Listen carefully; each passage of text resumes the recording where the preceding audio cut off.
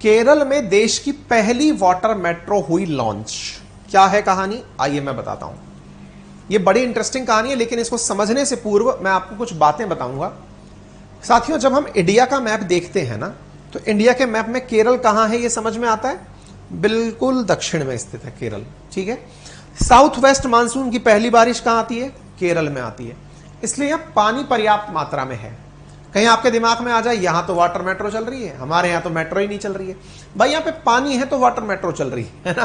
तो पानी यहां पर बड़ी मात्रा में। दूसरी बड़ी बात, यहां पर बैक वाटर भी है। बैक वाटर मतलब समुद्र का पानी झीलों में आ गया है और जमीन के पीछे की तरफ आ गया है। यानी ऐसी मतलब समुद्र की तलहटी के किनारे किनारे झीलें बन गई हैं जो कि 50-50 किलोमीटर लंबी है, 90-90 किलोमीटर लंबी है। उन झीलों में आराम से समुद्र का पानी भरा हुआ है। तो वो जो पानी है वो पानी बैक वाटर कहलाता है। तो ये दो चीजें यहां पर इस चीज के लिए वायबल बनाती है, इसलिए ये काम किया गया। चलिए खबर को पढ़ते हैं। इधर देख सकते हैं आप खबर, India's first water metro launched by PM Modi in Kochi. Bharat की पहली वाटर मेट्रो कहां लिंक हुई, तो केरल में हुई। केरल में कहां हुई, कोची में हुई। और ये 10 आइलैंड्स को कनेक्ट करेगी। इस तरह से इसे लॉन्च किया गया है, ठीक है। क्लियर है ये वाली बात। चलिए आगे बताते हैं। अच्छा, अब साथियों थोड़ा सा मैं आपको केरल का मैप समझा देता हूं, फिर हम आगे बढ़ेंगे। आपको ये केरल का मैप दिखाई दे रहा है। मैप में ये जिले दिखाई पड़ रहे हैं और केरल को आप इंडिया के मैप में दक्षिण की तरफ कुछ इस प्रकार से देख सकते हैं। अब मैं थोड़ा और आपको जूम करके दिखाता हूं। तो जूम करके आप जब देखते हैं तो कुछ प्रमुख जगह आपको दिखाई देती हैं। जैसे एक तो कालीकट, जिसे आप कोझिकोड के नाम से जानते हैं। एक कोची, जिसे आप कोचीन के नाम से जानते हो। आजकल काफी सुर्खियों में है कोचीन शिपयार्ड, ठीक है ना। हमारे कई जहाज बनाने के लिए, कई सबमरीन वगैरह, इन सब के लिए आप इसको यहां से चर्चा में रखते हैं। तीसरी चीज है तिरुवनंतपुरम, ठीक है। यहां पर रहा तिरुवनंतपुरम, जो कि यहां की राजधानी है, ठीक है। ये प्रमुख शहर है। इनमें से अगर आप कोची को देखते हैं, कोचीन को, तो आपको यहां पर दिखाई देता है वेम्बनाड लेक लिखी हुई है। अगर विजिबल हो तो बढ़िया है, नहीं तो मैं यहां दिखा देता हूं। ये देखिए, ये रहा वेम्बनाड लेक।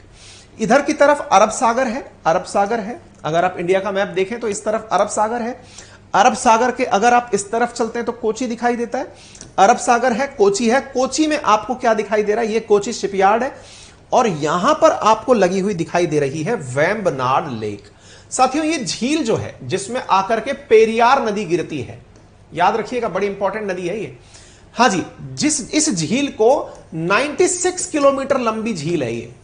96 किलोमीटर लंबी झील है वेम्बनाड लेक। समुद्र से बिल्कुल कनेक्टेड है। समुद्र से कनेक्टेड है, समुद्र का पानी भी इसमें कई बार जा चुका है, इसलिए इसे बैक वाटर लेक कहा जाता है, बैक वाटर। और इसे लगून भी कहा जाता है, बैक वाटर लेक कहा जाता है, ठीक है।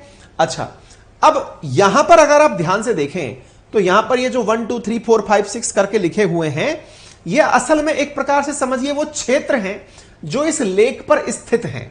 मतलब इस लेक पर स्थापित जो जगह हैं वो आपको यहां पर दिखाई पड़ रही हैं, ठीक है। आप इधर की तरफ देख लीजिए, ये कोची बैक वाटर लिख रहा है। और यहां पर इन्हीं के बीच में, यदि कभी केरल घूमने जाओगे, आप में से अधिकांश लोग अभी पढ़ाई के टाइम तो नहीं जाते, लेकिन शादी के टाइम में बहुत सारे लोग हनीमून मनाने इधर की तरफ ही घूमने जाते हैं। मैं ये नहीं कहता सभी जाते हैं, कुछ लोग गोवा जाएंगे, कोई कश्मीर जाएगा, कई वैष्णो देवी साइड निकल जाएंगे। उनमें से कई लोग सेकंड थर्ड राउंड में केरला जाते हैं। मैं नहीं जा पाया। यहां पर जो है इस तरह से वाटर बोट बैठी हुई है। वाटर बोट बैठी हुई है मतलब क्या है, पानी बड़ा स्थिर प्रकार का है यहां पे। इस स्थिर पानी में इस प्रकार की नावें जो हैं वो खड़ी कर रखी हैं, जैसे कश्मीर की डल लेक में खड़ी कर रखी हैं।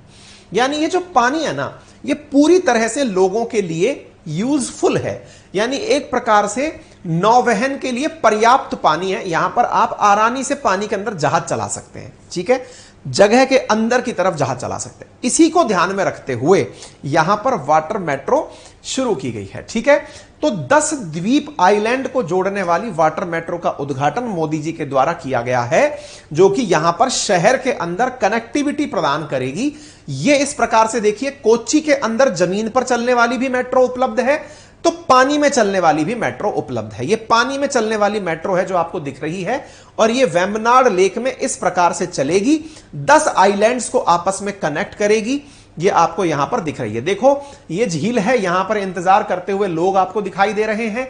ये है जो कोची मेट्रो है, वो इस प्रकार से आपको दिखाई पड़ रही है। ये मेट्रो स्टेशन है जो आपको विजिबल हो रहा है। ये वाटर मेट्रो है। इसमें मेट्रो की सारी सुविधाएं दी गई हैं। जैसे इसके अंदर बैठने की जो सीटें हैं वो बिल्कुल वैसे ही हैं जैसे अपनी मेट्रो में होती हैं, ठीक है ना। इसको कोची शिपयार्ड के अंदर मेक इन इंडिया प्रोजेक्ट के तहत बनाया गया है। इसके अंदर प्रॉपर तरीके से जॉइंट वेंचर भारत सरकार का और केरल सरकार का रहा है। 50-50% के जॉइंट वेंचर के साथ इस वाटर मेट्रो का निर्माण हुआ है। वाटर मेट्रो बैटरी से चलने वाली है, यानी कोई पॉल्यूशन नहीं फैलाएगी। इसमें बैटरी से चार्ज होकर के ही ये वाटर मेट्रो चलेगी और लोगों को एक जगह से दूसरी जगह लेकर जाएगी। फुल्ली एयर कंडीशनड है। इसमें बैठकर यात्री बहुत ही नॉमिनल कीमत में एक जगह से दूसरी जगह घूमने के लिए नहीं, आप ट्रांसपोर्टेशन में इसका उपयोग कर सकते हैं। इसको Kochi metro rail corporation limited के द्वारा जर्मन फंडिंग एजेंसी है जिसका नाम है क्रेडिस्टेल, नाम पढ़ लेना जो भी है, उसके साथ मिलकर के बनाया गया है। हाइब्रिड है, बैटरी पावर्ड है, एयर कंडीशन से चलने वाली है। मतलब ये जो डिसेबल्ड हैं, विकलांग जो हैं, उनकी सहायता के लिए भी, यानी कि इसमें आसानी से उनको चढ़ाया बिठाया जा सकता है। कौन सी लेक में है ये? वेम्बनाड लेक के अंदर चलेगी। इसके 10 आइलैंड्स को आपस में कनेक्ट करेगी। वेम्बनाड लेक जो है उसमें कई सारी नदियां आकर के गिरती हैं, उनमें से पेरियार प्रमुख है। मुवातुपुझा दूसरी प्रमुख नदी है। आप पेरियार याद रख लेंगे तो भी पर्याप्त है, ठीक है ना। वेम्बनाड झील को केरल में कोट्टयम जिले के अंदर यह स्थित है। यहां पर जो कोची है वो भी एर्नाकुलम में है। केरल की सबसे बड़ी और देश की सबसे लंबी झील है। ओणम के समय पर वेम्बनाड के अंदर एक नौका प्रतियोगिता होती है जिसे स्नेक बोट भी कहा जाता है, और यह स्नेक बोट प्रतियोगिता नेहरू ट्रॉफी के नाम से जानी जाती है, ठीक है ना। इस झील में वेम्बनाड कोल, वेम्बनाड कयाल, पुनमादा, कोच्चि झील आदि नामों से भी जाना जाता है क्योंकि यह बहुत लंबी चौड़ी नदी झील है। इस झील के अंदर ही यह काम चल रहा है। उम्मीद है आप लोगों को यह बात समझ में आ गई हो। परियोजना 1136 करोड़ रुपए में बनकर तैयार हुई है। सुबह 7 से लेकर रात 8 बजे तक इसका चालू रहेगा कार्यक्रम। 26 अप्रैल से इसका संचालन शुरू हुआ है।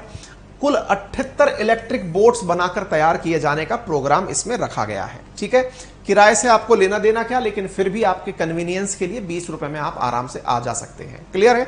चलिए, कई बार यह सवाल पूछा गया, जैसे पेरियार के बारे में एमपी पुलिस के अंदर पूछा गया कि यह नदी कहां बहती है। That's all for today.